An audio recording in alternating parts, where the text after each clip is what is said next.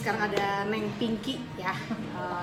30 menit bersama Neng Pinky. Mungkin kalian ada yang sama masalahnya tentang duta. Dia bukan cinta, dia duta. Kenapa Neng masalahnya? Masalah gue itu duit itu tuh kayak cuma lewat aja gitu. Jadi dapat, nggak lama ntar ada keperluan lain. Ada juga sih borosnya juga. Cuma istilahnya bener-bener yang kayaknya nggak sempat ketabung lama, tiba-tiba udah ada keperluan lain aja. Selama ini lo miskin gitu? Ya begitu. Alhamdulillah cukup. Oke. Tapi ya itu tadi cukupnya kayaknya sebentar, nggak lama harus cari duitnya lagi. Oke, sekarang kondisi sekarang lu gimana keuangan? Kondisi sekarang nih alhamdulillah dapat rezeki yang besar lah, saya dapat warisan. Cuman ini salah satunya adalah gue punya ketakutan, takut kayak kebiasaan gue yang dulu itu kejadian lagi. Apa tuh kebiasaannya? Itu tadi dapat duit terus keluar, nanti boros. Boros.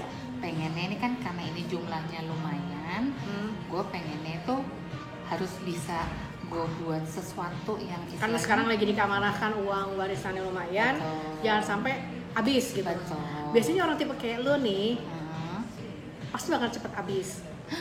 Itu ya. Makanya saran gue pertama adalah menginvestasikan dulu, karena kan kalau taruh di bank itu, gue bukannya anti bank, tapi biasanya orang kalau taruh di bank itu namanya ATM itu ya, set gitu. Debit gampang. Yes, gitu. Jadi kalau saran gue yang paling penting adalah lu buru-buru taruh di investasi yang benar. Misalnya kalau sementara investasi yang tidak bergerak itu misalnya logam mulia atau perhiasan gitu buat perempuan ya. Jadi kalau logam mulia tapi juga harus punya tempat yang bagus di bank atau apa, deposit box atau gimana. Nah, kenapa harus kayak gitu? Karena biar tidak mata tuh nggak gatel gitu loh. Karena orang-orang tuh karena kalau misalnya ngelihat rekening gue masih ada nih duitnya nih, yaudahlah gue beli apa. Ngerasanya aman. Ya. tipe dia begitu, tipe dia kayak gitu. Oh aman atau sesak napas. Ya, jadi kebiasaan dulu cuma punya di bawah 20 gitu kan. Ya udah, either lo taruh ke properti atau emas, logam mulia atau apapun juga, supaya si insecure-nya lo yang aduh gue nggak punya duit, ada kok, tapi ini nggak bisa diapa-apain. Ini istilahnya diamankan lah ya. Tidak bisa diapa-apain artinya nggak ada yang di tabungan atau di ATM yang bisa gampang belanja itu. Tipenya belanja. Terus orang kayak lu juga kan gampang apa ya, ngajak orang party yuk gitu misalnya kan. Aku kan jadi malu. Party gitu. Ya, itu juga salah satu hal yang membuat orang tuh boros. Tapi asal lu tahu kenapa lu bisa boros. Orang macem-macem lo nih kenapa bisa boros? Karena kurang kasih sayang, Cin. BTT ya kakak. Iya, butuh kasih sayang. Coba deh kalau misalnya yang nonton nih, kalau misalnya mau tahu kenapa gue selalu boros, cek borosnya di mana. Apakah beli barang yang tidak dibutuhkan, atau gue nggak tega kalau teman gue nawarin barang pasti gue beli. Semuanya ini sebenarnya muaranya satu, gue butuh pengakuan bahwa gue baik, bahwa gue ada, bahwa gue bisa ngebantu orang, ya, bahwa gue diperhatikan. Anda anak bungsu, tidak diperhatikan dibandingkan kakak. Nah, itu salah satu faktor orang kenapa boros. Ada juga faktor orang pelit juga sama, karena merasa gue nggak pernah dikasih sih dulu, gue apa gue dapetnya sisa apa itu bisa bikin orang jadi pelit. Kalau boros rata-rata gue butuh eksis, gue butuh gue ada loh, terima gue dong di komunitas lo karena gue punya lo. Pokoknya sama gue happy aja sih gitu ya. Cuy. Nah itu yang mesti dikupas nih, karena gue pengen ngupasnya. Lu kan sekarang lagi punya diamanahkan bisa beli sesuatu. Pertama tadi kayak gue bilang, investasiin dulu deh. Terus yang kedua, lu tahu dulu bahwa gue dan uang, gue bukan bergantung sama uang untuk gue bisa hidup. Itu tuh suka apa ya, overthinking gitu loh. Waktu lu nggak punya kan, aduh gue nggak punya, begitu ada ya boros karena merasa hausnya kemarin dikasih sebotol aku glek gitu loh. Padahal hausnya kemarin, haus kasih sayangnya kemarin. Tapi lu mencari hari ini dengan apapun. Ada juga orang yang dia tuh punya utang banyak, utang kartu kredit, ketika dicek apa belanja. Karena dia again masalahnya dia haus cinta. Digantikanlah dengan beli barang yang nanti lu beli mau jual pun juga nggak nutupin modal awal gitu kan. Useless, ya. Tuh kalau boleh gua tahu dengan uang yang ada nih sebelum lo hadir di gua di YouTube ini, kepikirannya mau diapain sih tuh duit? Iya, jujur sih kan kalau istilahnya warisan ini gue pengen istilahnya ada kenang-kenangannya lah ya. Kenang-kenangan. Gue sih punya rencana untuk beli properti. Agak kenceng karena ada yang pesen makanan sebelah. Niatnya pengen punya properti sendiri yang ibaratnya ya itu punya gue gitu istilahnya. Jadi gue tidak harus bergantung ke orang lain. Yang kedua memang niatnya pengen ke LM, cuman sekarang fokus dulu pengen cari properti yang sesuai juga dengan budget, sesuai dengan selera, pokoknya intinya yang akses gampang. Sebenarnya bukan sesuai sama selera sih, tapi sesuai kebutuhan kalau kata gue. Oh iya, oke. Ya kan, sesuai kebutuhan lo apa, sehingga tidak berlebihan. Yeah. Ketika lo punya uang 100.000, mau jajan permen, nggak semuanya dijadiin permen. Karena ada perlu permen cuma sesekali, ya udah 10.000 20.000 maksimal nih, sisanya bisa buat yang lain-lain itu kan sebenarnya. Nah, lu butuhnya apa? Jujur sih gue pengennya rumah itu cukup yang kayak tiny house gitu aja, cuman butuh buat dapur, buat tempat gue kerja, kamar 1 sama gudang. Udah sih cuman itu aja. Pengennya di area mana?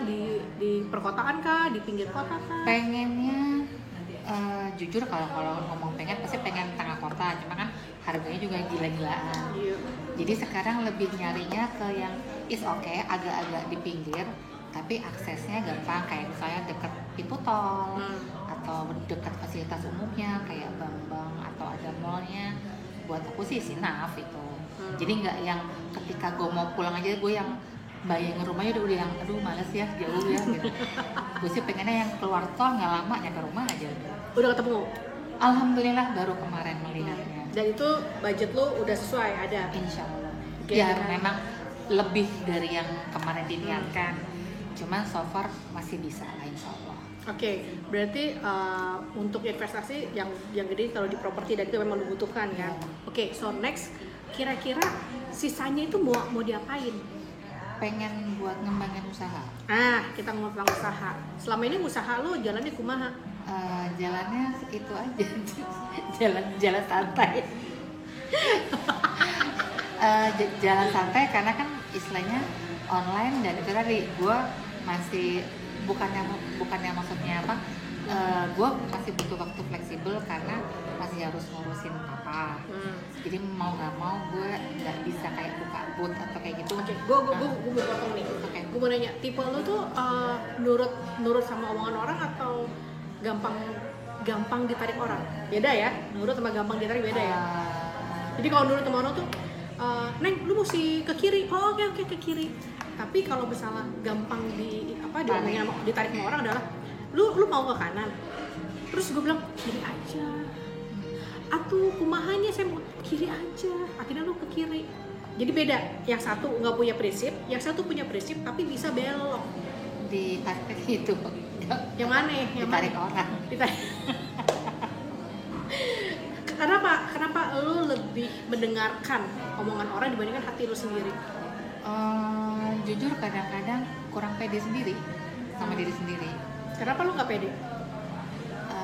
Ngerasa belum punya pengalaman atau kurang pengalaman. Emang kurang pengalaman apa sehingga lu nggak pede?